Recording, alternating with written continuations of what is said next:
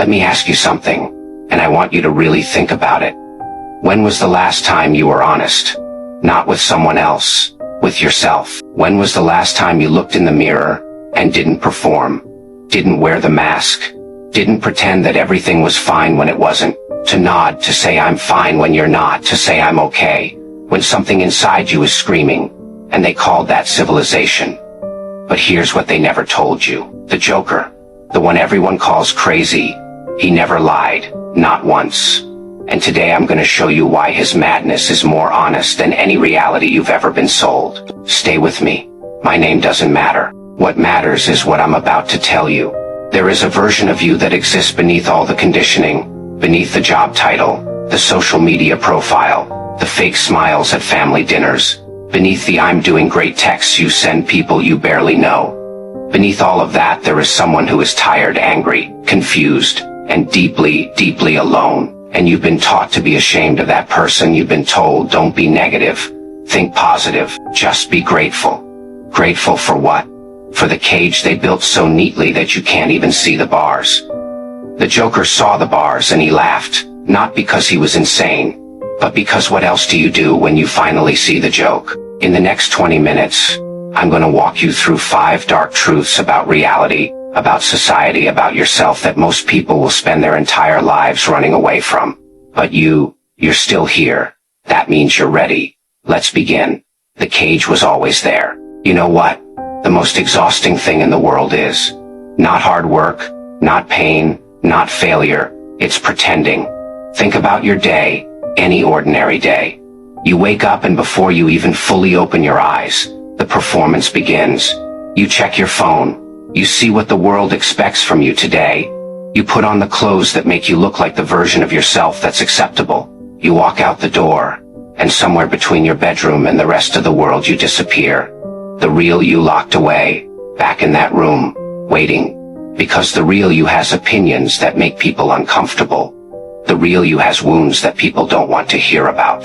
The real you gets angry, feels jealous, cries for no reason, laughs too loud, loves too hard, breaks too easily, and none of that is allowed out here. So you compress it every single day. And they call that being mature, being professional, being well-adjusted. Well-adjusted to what? To a world that's completely broken. The Joker, in The Dark Knight, says something that most people just write off as the ramblings of a villain. He says, madness is like gravity. All it takes is a little push. But here's what he really meant. He wasn't talking about violence. He wasn't talking about chaos. He was talking about how thin the line is between the person you pretend to be and the person you actually are. One event, one betrayal, one moment where the world shows you its real face. That's all it takes. And suddenly, the mask cracks. Have you ever had that moment where something happened? Maybe someone betrayed you. Maybe you lost something you loved. Maybe you just looked around one day and realized none of this is real and you felt something dark rise up inside you. And immediately you pushed it back down because you were scared of it. But what if that darkness wasn't the problem?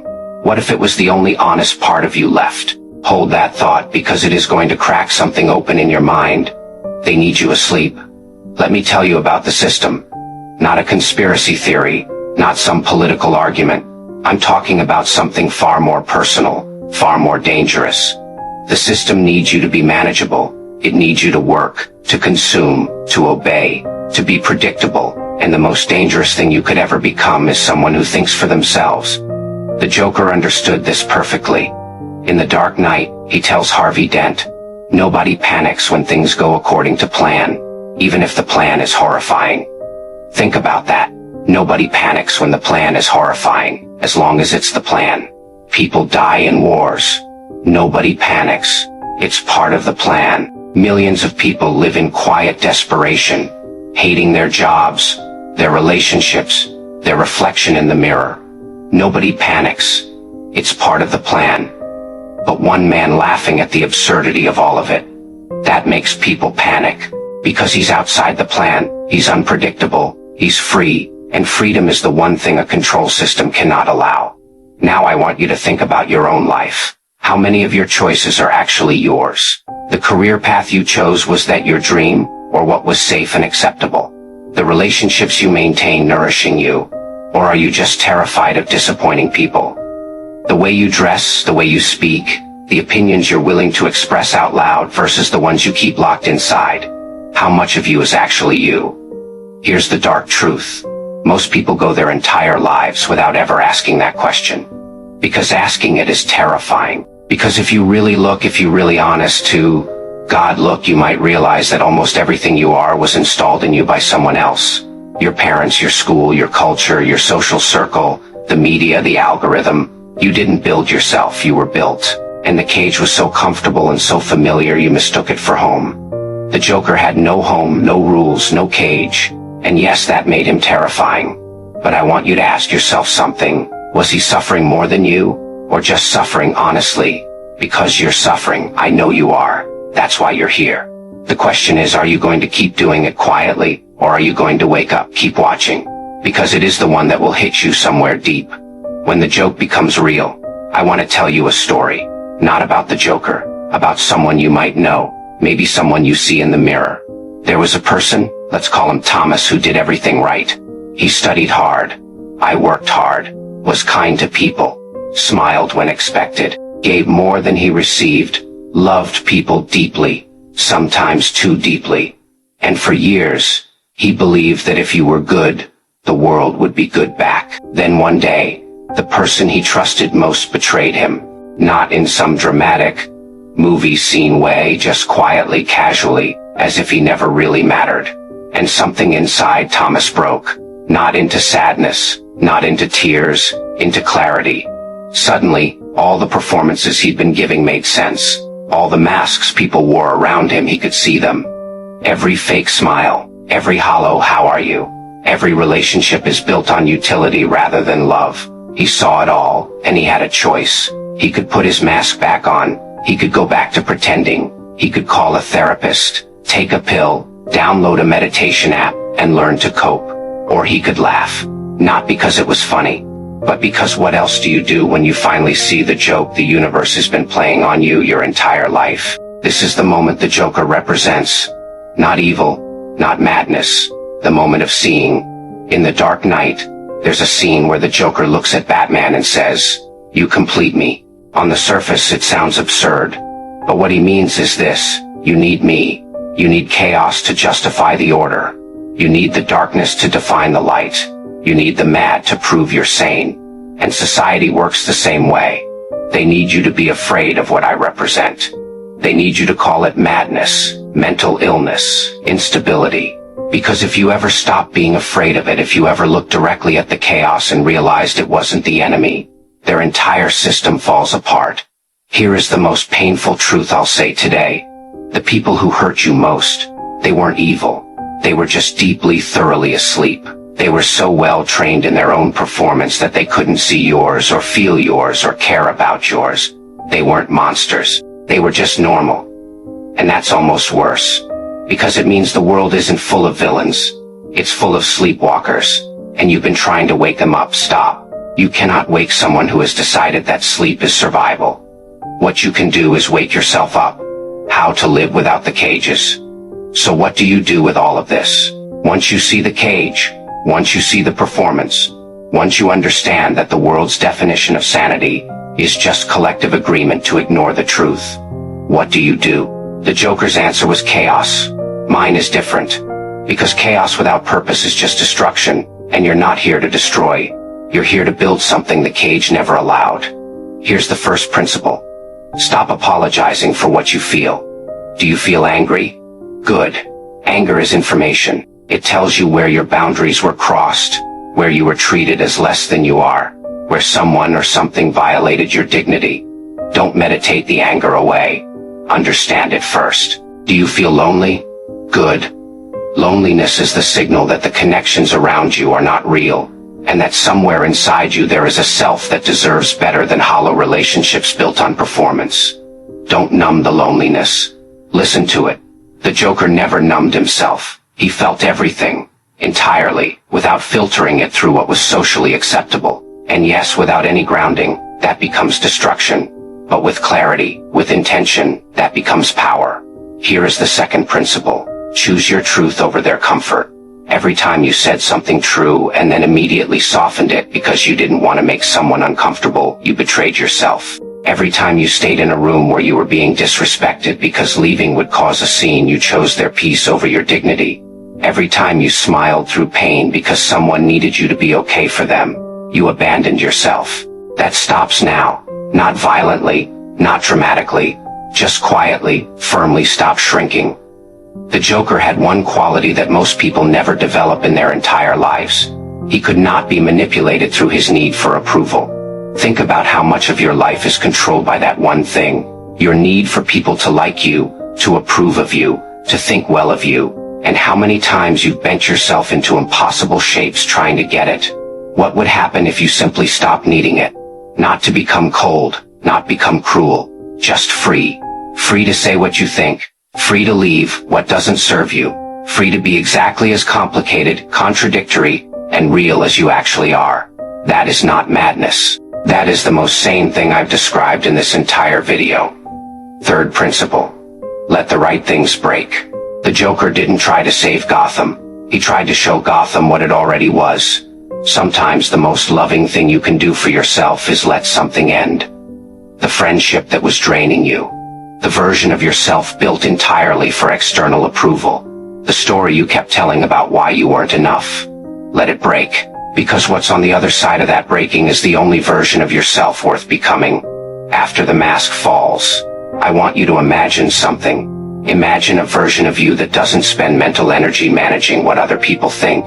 Imagine a version of you that speaks with the quiet certainty of someone who has nothing to prove and nothing to hide. Imagine a version of you that has been through the darkness, looked directly at it, understood it, and come out the other side, not unbroken, but differently built.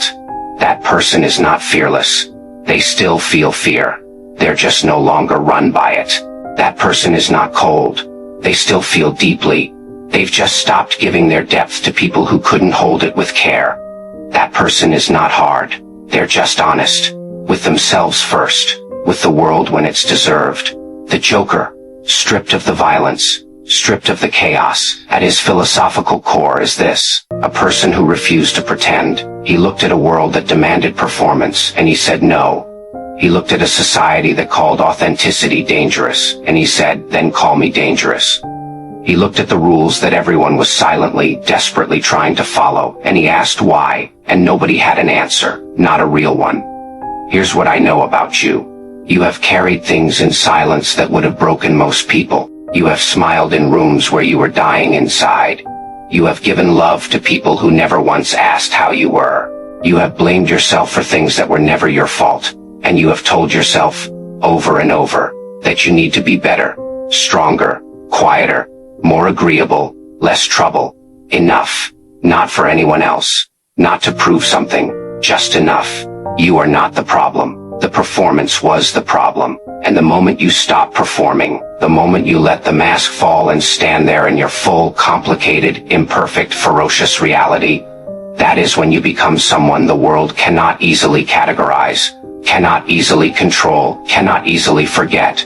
That is your version of the paint on your face, not a costume, an arrival. The arrival of the self that was always underneath. Now, the part you came for. The final monologue. You want to know what madness really is? Madness is a man who hates his life but does nothing to change it. Madness is a person who knows they're being lied to and keeps nodding. Madness is loving someone who has made it perfectly clear they will never love you back and staying. Madness is waking up every morning to a version of yourself built for everyone else's comfort, and calling that a life. They called me mad, because I refused to pretend the emperor had clothes, because I looked at the grand civilized order of things and saw it for what it was, a shared story, a collective dream, an agreement between frightened people to never, ever look too closely at the walls. And I looked, and I laughed, because laughter was the only honest response to what I found. Not joy, not cruelty, just the only sound a human being can make when reality finally, fully arrives. You think I'm the villain of this story?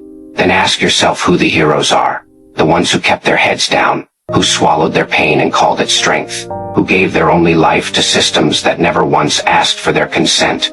I didn't break. I arrived.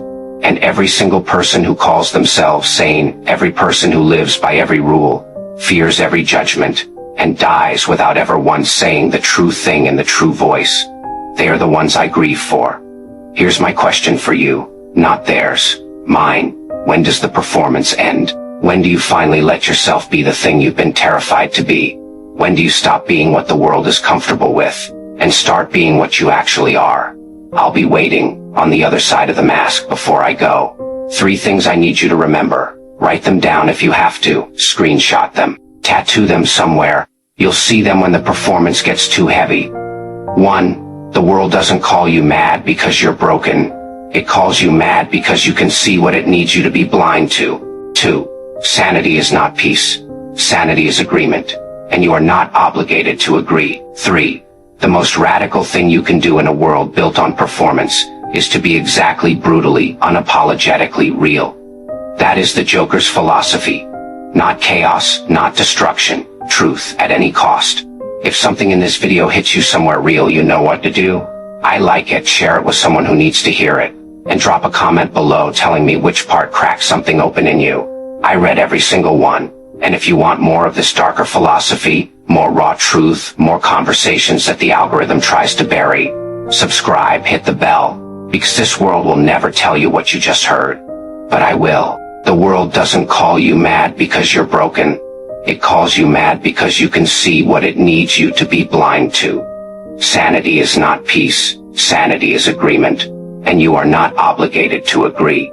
The most radical thing you can do in a world built on performance is to be exactly, brutally, unapologetically real.